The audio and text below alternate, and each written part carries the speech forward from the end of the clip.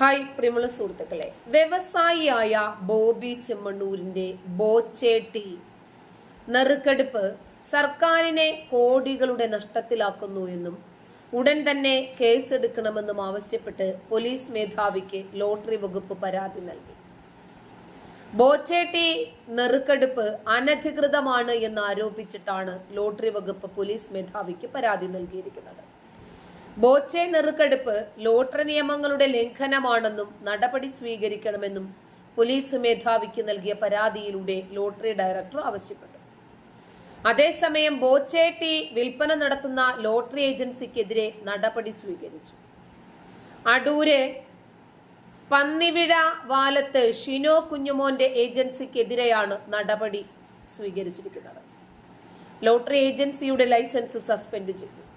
ബോച്ചേട്ടിക്കൊപ്പം lucky draw നടത്തിയതിന് നേരത്തെ തന്നെ ബോബി ചെമ്മണ്ണൂരിനെതിരെ കേസെടുത്തിരുന്നു. ബോച്ചേട്ടിക്കൊപ്പം ദിവസവും 10 ലക്ഷം രൂപയുടെ ലക്കി ഡ്രോ നടത്തിയതിനാണ് കേസെടുത്തിരിക്കുന്നത്. വയനാട് ജില്ലാ അസിസ്റ്റന്റ് ജില്ലാ ലോട്ടറി ഓഫീസറുടെ പരാതിയിൽ മേപ്പാടി പോലീസാണ് കേസ് രജിസ്റ്റർ ചെയ്തിരിക്കുന്നത്. ബോച്ചെ ഭൂമിപത്ര എന്ന സ്വകാര്യ കമ്പനിയുടെ മറവിൽ ചായപ്പൊടി വിൽപ്പനയും പ്രമോഷനും എന്ന പേരിൽ ചായപ്പൊടി പാക്കറ്റിന്റെ ഒപ്പം ലോട്ടറി ടിക്കറ്റും വിൽക്കുന്നു എന്നാണ് സർക്കാർ വകുപ്പ് ആരോപിച്ചിരിക്കുന്നത്. ദിനംപ്രതി നറുക്കെടുപ്പും സമ്മാനങ്ങൾ വിതരണം ചെയ്യുകയും ചെയ്യുന്നതിനാൽ സർക്കാർ ലോട്ടറി ടിക്കറ്റുകളുടെ വിൽപ്പനയിൽ വലിയ ഇടിവ് സംഭവിച്ചിട്ടുണ്ട് എന്നാണ് എഫ്ഐആറിൽ വ്യക്തമാക്കിയിരിക്കുന്നത്. ഇതിലൂടെ സർക്കാരിന് കോടികളുടെ നഷ്ടമാണ് ദിനംപ്രതി ബോബി ചെമ്മണ്ണൂർ ഉണ്ടാക്കുന്നതെന്നും പോലീസിന്റെ എഫ്ഐആറിൽ പറയുന്നു. ലോട്ടറി റെഗുലേഷൻ വകുപ്പിലെ വിവിധ വകുപ്പുകൾ പ്രകാരമാണ് പോലീസ് ബോബി ചെമ്മണ്ണൂരിനെതിരെ കേസെടുത്തിരിക്കുന്നത്. ലോട്ടറി റെഗുലേഷൻ ആക്ടിലെ വിവിധ വകുപ്പുകൾ വഞ്ചന, നിയമവിരുദ്ധമായി ലോട്ടറി നടത്തുക എന്ന സെക്ഷനുകൾ പ്രകാരമാണ് കേസെടുത്തത്. എന്നാൽ ഈ ആരോപണങ്ങളെല്ലാം തള്ളി അദ്ദേഹം രംഗത്തെത്തിയിട്ടുണ്ട്. ബോച്ചേട്ടിക്കൊപ്പം സൗജന്യമായിട്ടാണ് ലക്കി ഡ്രോ കൂപ്പൺ നൽകുന്നത് എന്ന് ബോച്ചേട്ടി അധികൃതർ അറിയിച്ചു. തന്നെയുമല്ല, കൂപ്പണും സമ്മാനങ്ങളും നൽകുന്നത് തേയിലപ്പൊടി കച്ചവടത്തിന്റെ പ്രമോഷന്റെ ഭാഗമാണ്, അല്ലാതെ ലോട്ടറി വിൽപ്പനയല്ല ഞങ്ങൾ നടത്തുന്നത് എന്ന് അധികൃതർ വ്യക്തമാക്കി.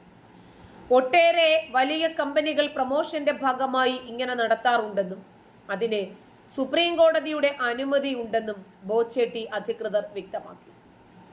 ഇപ്പോ കേരള ലോട്ടറിക്ക് വൻ ഇടിവ് സംഭവിച്ചത് ബോച്ചെ കാരണമല്ല, ആ ലോട്ടറി വകുപ്പിന്റെ തട്ടിപ്പ് ജനങ്ങൾക്ക് ബോധ്യപ്പെട്ടതുകൊണ്ടാണ്. കോടിക്കണക്കിന് ലോട്ടറികൾ വാങ്ങിക്കൂട്ടി എത്രയോ കുടുംബങ്ങളാണ് അനാഥമായത്. ഇനി ലോട്ടറി അടിക്കുന്നവരുടെ അവസ്ഥകൾ തന്നെ നമ്മൾ സോഷ്യൽ മീഡിയയിലൂടെ കാണുന്നില്ലേ? എത്രയാണ് അവർക്ക് ലഭിക്കുന്നത്?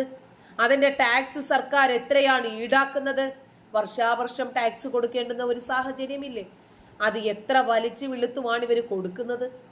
അതുകൊണ്ട് ബോച്ചയുടെ എനിക്കതിനോട് യോജിപ്പുണ്ടെന്നല്ല ഞാൻ പറഞ്ഞു വരുന്നത്. ഒരു പക്ഷേ സമ്മാനം ലഭിക്കുന്നത് കൊണ്ട് തന്നെ ജനങ്ങൾ അതിൽ ആകൃഷ്ടരായതായിരിക്കും, അവർക്ക് വിശ്വാസം വന്നിട്ടുണ്ടാകും. അപ്പോ കേരള ലോട്ടറിയുടെ തട്ടിപ്പിന് വിരുദ്ധമായി മറ്റൊരു പ്രസ്ഥാനം വന്നപ്പോൾ അതിന് ജനങ്ങളുടെ മനസ്സുകളിൽ വിശ്വാസം നേടിയെടുക്കാൻ സാധിച്ചു. അതിനിപ്പോ കേസ് വഴക്കുമൊക്കെ ആയിട്ട് പോയാൽ സുപ്രീം കോടതിയുടെ വിധിയല്ലേ ബോച്ചയുടെ മുമ്പിൽ കിടക്കുന്നത്? കേരള ലോട്ടറി വിഭാഗത്തെ വലിച്ചു കീറി ഭിത്തിയിൽ ഒട്ടിക്കുന്ന ബോച്ചയാണ് ഇനി നമ്മൾ കാണാൻ പോകുന്നത്. ബോബി ചെമ്മണ്ണൂർ സമൂഹത്തിൽ വലിയ തോതിൽ ഇടപെടലുകൾ നടത്തുന്നുണ്ട് എന്ന് നമുക്കറിയാം. കുറച്ചു വർഷം മുമ്പ് ഇദ്ദേഹത്തെ ബിഗ് ബോസിലേക്ക് വിളിച്ചിരുന്നു എന്ന് ബോബി ചെമ്മണ്ണൂർ പറഞ്ഞു. സോഷ്യൽ മീഡിയയിലെ കൂടുതൽ പേരും പോകരുത് എന്ന് പറഞ്ഞെന്നും അതുകൊണ്ട് പോയില്ല എന്നും അദ്ദേഹം വ്യക്തമാക്കി. താൻ ബിഗ് ബോസ് കണ്ടില്ല എന്നും ഒരു മാധ്യമത്തിന് നൽകിയ അഭിമുഖത്തിൽ അദ്ദേഹം പറഞ്ഞു. വിദേശത്ത് ജയിലിൽ കഴിയുന്ന അബ്ദുൾ റഹീമിനെ രക്ഷിക്കാൻ കാശ് കൊടുത്തതിനെ പറ്റിയും ബോബി ചെമ്മണ്ണൂർ വെളിപ്പെടുത്തി. അബ്ദുൾ റഹീമിനെ രക്ഷപ്പെടുത്താൻ 1 കോടി രൂപ കൊടുത്തു. ബാക്കി 33 കോടി രൂപയ്ക്ക് വേണ്ടി യാചിക്കാൻ ഞാൻ റോഡിലേക്ക് ഇറങ്ങി. അവിടെ ഒരിക്കലും പബ്ലിസിറ്റി ഞാൻ ആലോചിച്ചിട്ടില്ല. പബ്ലിസിറ്റിക്ക് വേണ്ടിയാണെങ്കിൽ എനിക്കൊരു 10 ലക്ഷം രൂപ കൊടുത്താൽ മതി, 1 കോടി കൊടുക്കണ്ടല്ലോ, പിന്നെ റോഡിലേക്ക് ഇറങ്ങേണ്ട കാര്യവുമില്ല. AC റൂമിലിരുന്ന് ഫോണിലൂടെ കാശ് കൊടുത്ത കാര്യം എനിക്ക് പറയാം. ശരിയാണ്, ഞാൻ ഈ വിഷയത്തിൽ ആത്മാർത്ഥമായി ഇടപെടാൻ കാരണം 20 വർഷം മുമ്പ് കുവൈറ്റിൽ ഞാൻ പാർട്ട്ണർഷിപ്പ് ബിസിനസ് ചെയ്തിരുന്നു എന്ന് ബോച്ചെ. ആ പാർട്ട്ണർ എന്നെ പറ്റിച്ചു. കള്ളക്കണക്കൊക്കെ എഴുതി. ഞാൻ 6 മാസത്തിൽ ഒരിക്കലേ അങ്ങോട്ട് പോയിരുന്നുള്ളൂ. പാർട്ട്ണർക്ക് വേറെ പണിയൊന്നുമില്ല, അതുകൊണ്ട് ഫുൾ ടൈം അവിടെയാണ്. സ്റ്റാഫിനോടൊക്കെ അയാൾ നല്ല കമ്പനിയാണ്.